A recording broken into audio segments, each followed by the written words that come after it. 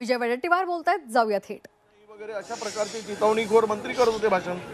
याचा अर्थ महाराष्ट्र शांत महाराष्ट्र आहे. या महाराष्ट्रामध्ये विशेष करून नागपूर तर अत्यंत शांत शहर, तिथे कधीच अशा प्रकारचा उद्रेक झालेला नाही.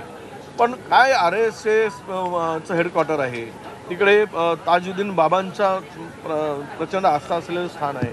दुसरीकडे तिकडे दीक्षाभूमी आहे आणि सगळे गुण्यागोविंद राहणारे नांदणारा शहरामध्ये कशाला त्या कबरीवरून तिकडे सत्ताधारी लोकांनी आंदोलन करायला पाहिजे किंवा मोर्चा काढायला पाहिजे आणि ते जाळायला पाहिजेत.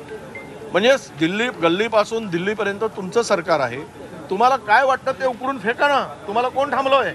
कायद्याच्या चौकटीमध्ये कारण सांगण्यापेक्षा त्या कबरीचं समर्थन किंवा कबरच्या बाजूनं कोणी बोलणार नाही.